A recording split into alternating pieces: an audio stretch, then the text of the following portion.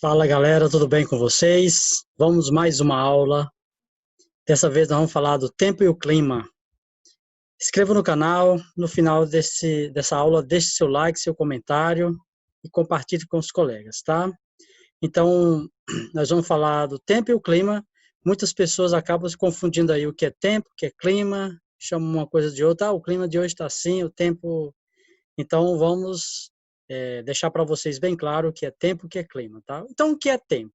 Tempo se trata de um estado geral da atmosfera em um dado momento, tá? Como o texto aqui traz. Ou seja, de manhã está chovendo, meio-dia está fazendo sol, à tarde está frio ou está calor à noite, então é uma mudança repentina. Então, esse é o tempo.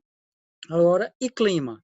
Clima é um comportamento da atmosfera durante um período longo de observação, ou seja, é, é quando você compara, por exemplo, a região sul, qual o clima de lá, qual o clima da região norte. Então, é porque esse clima, na verdade, se fala aí quando analisa aí 10 anos, 15 anos, por exemplo, então naquele período, aqueles meses, por exemplo, faz muito calor, é muito úmido, é muito seco. Então, tempo é uma coisa repentina, clima não. OK? Então, tempo e clima tem essa diferença, tá, galera? São os fatores do clima. Então, a latitude, a altitude, massa de ar, continentalidade, maritimidade, correntes marítimas, a vegetação, relevo. Então, às vezes, você está muito próximo da linha do Equador e o clima é diferente de outras cidades próximas ali também. Por quê?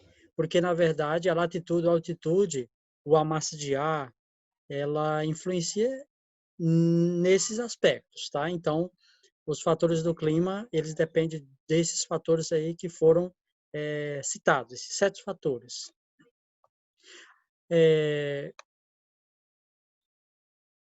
Prever o tempo é importante? Sim, prever o tempo é muito importante, porque nós podemos ter alguns benefícios, evitar algumas tragédias.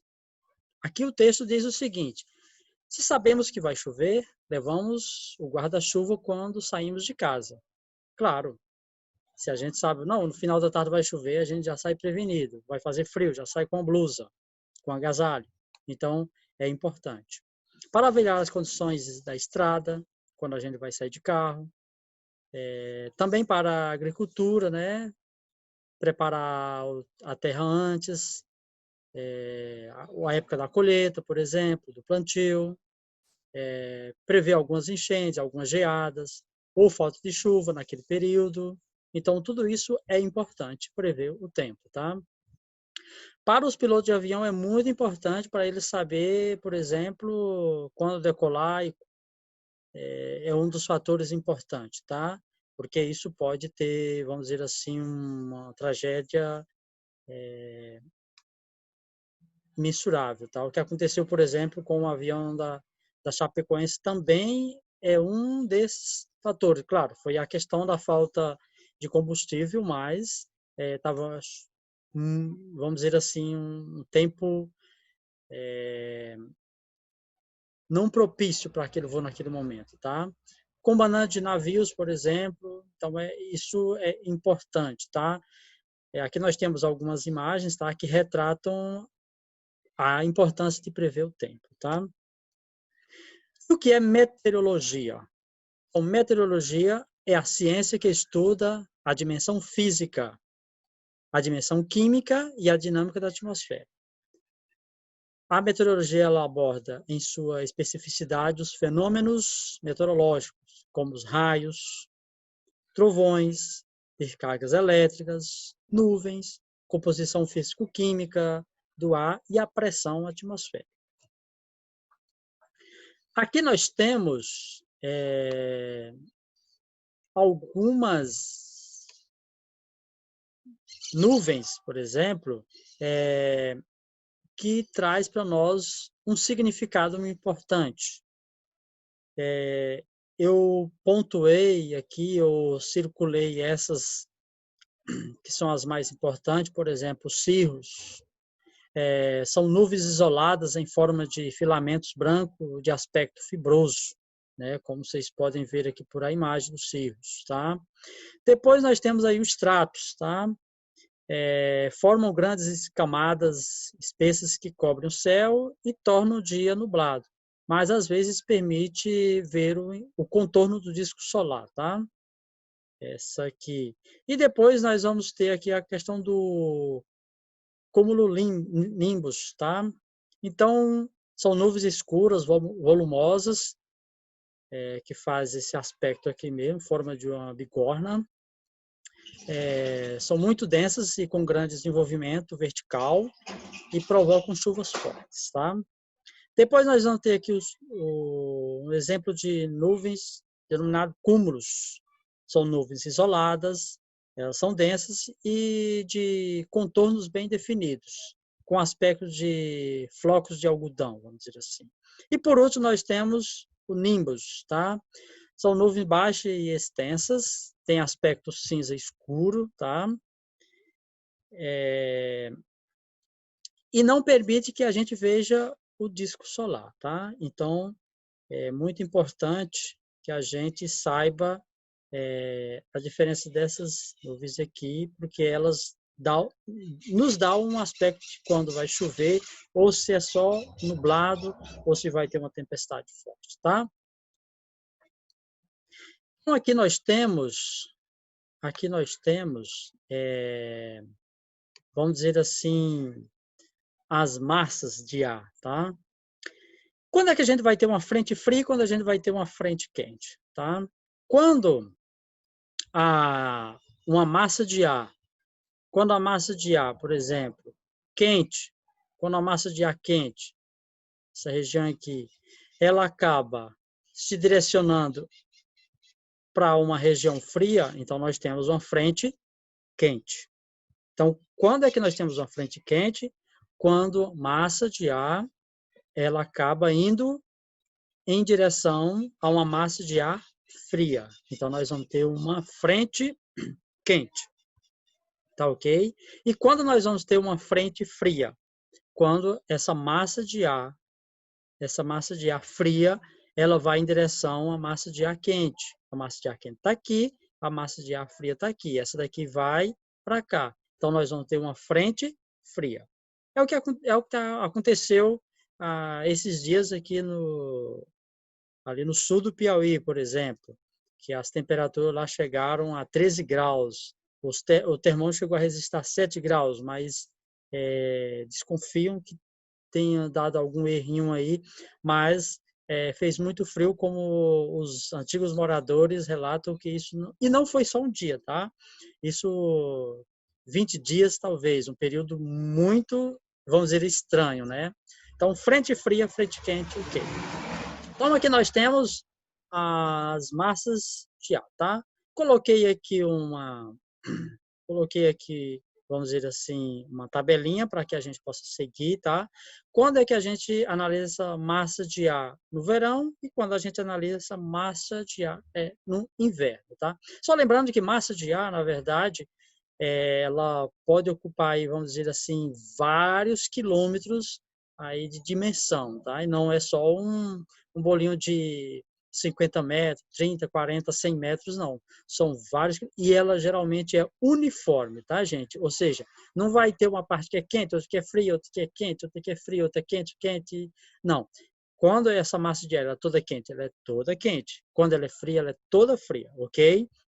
Então, uma vai em direção à outra. E aí isso vai gerar descargas elétricas, relâmpagos, trovões e etc. Tempestade, tá? O frente frio, o frente quente já foi explicado, tá?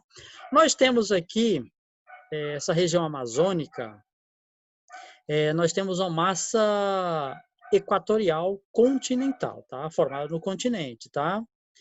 Essa aqui, ela é uma massa úmida, só que ela é quente, tá, gente? Ela é uma massa úmida, só que ela é quente. Embora ela é quente, mas ela é úmida também, tá? Aqui nós temos uma massa tropical continental. Só que tem uma diferença. Ela é massa tropical continental, só que no caso aqui, ela vai ser o quê? Uma massa seca, por exemplo. Pegamos como, por exemplo, essa região central aqui, Brasília. É muito seco. É quente, mas é seco. Diferente daqui da região amazônica, que é quente, mas é úmido, tá? Em Brasília, você tem que usar bastante creme nas mãos, no rosto, porque dá aquela sensação de que você mergulhou na tapioca e esqueceu de tomar um banho. Na verdade, é por causa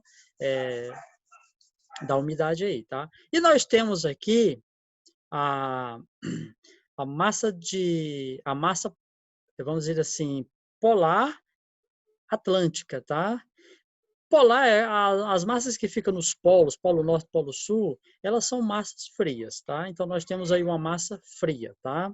Ela vai, ela pode se direcionar para outras regiões, como está mostrando a seta aqui, mas isso é importante você compreender essa questão de formação de massas e para onde ela vai se deslocar. Aqui também nós temos, né, a massa equatorial continental, né, as direções que elas podem tomar em diferentes tempos. Massa equatorial atlântica, por exemplo, formada no Oceano Atlântico, indo em direção ao continente. Massa tropical, vamos dizer assim, atlântica, em direção ao continente. Então, tudo isso aí vai ter esse aspecto aí de ser, vamos dizer assim, massa úmida, toda a massa que ela é formada, vamos dizer assim, no oceano, ela é úmida, e toda a massa que é formada no continente, ela acaba sendo quente, vamos dizer assim, mas com exceção aqui da questão da região da Amazônia, que acaba tendo, vamos dizer assim, uma questão aí de ser úmida também, tá? Então, essa parte acho que bem explicado aí para vocês, entender o que é massa úmida, o que é equatorial, o que é polar, o que é atlântica, tá? Beleza? Então, vamos a umidade do ar e as chuvas, tá? Então, a gente falou um pouco de umidade, mas o que é umidade? A umidade do ar, a quantidade de vapor da água na atmosfera, tá? Essa água, ela sobe e acaba ficando as gotinhas suspensas. Então, quanto mais gotinhas eu tenho suspensas, mais eu tenho uma umidade relativa alta, por exemplo. Quanto menos gotinhas eu tenho suspensas aqui, eu tenho uma umidade relativa do ar baixa, tá? Então, o que acontece com Brasília, por exemplo, que a umidade relativa do ar lá é baixa, é porque eu tenho poucas gotinhas de água suspensas no ar. O que acontece na região amazônica é que eu tenho muitas gotículas de água suspensas no ar. Isso por causa da floresta, que é uma região de floresta amazônica, então acaba deixando a umidade aí bem saturada. Então, a umidade relativa do ar também é um fator importante para fazer a previsão do tempo, tá?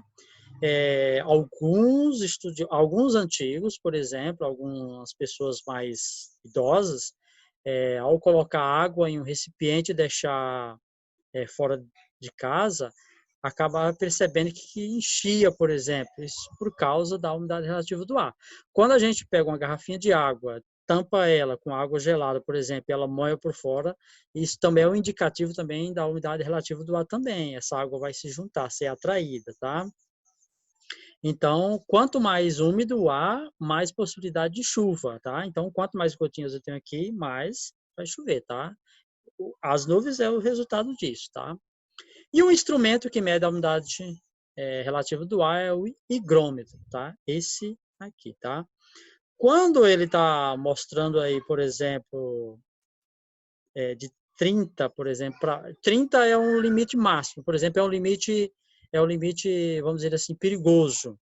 Abaixo de 30 aí já é uma questão mesmo das pessoas estar correndo para o hospital para estar, vamos dizer assim, respirando por algum aparelho, tá? E acima de 30 é um nível bom, 60, por exemplo, é um nível considerado aí ótimo, tá? Aqui nós temos um pluviômetro, que é o que mede a quantidade de chuva que cai numa região, no dia, num período, por exemplo. Então, ele é importante para monitorar aí, para ser um dos indicativos da questão de clima, por exemplo. O clima está mudando, vai mudar, mas isso vai depender de muito tempo. Então é isso, galera. Um forte abraço, fica com Deus e até a próxima aula. Tchau!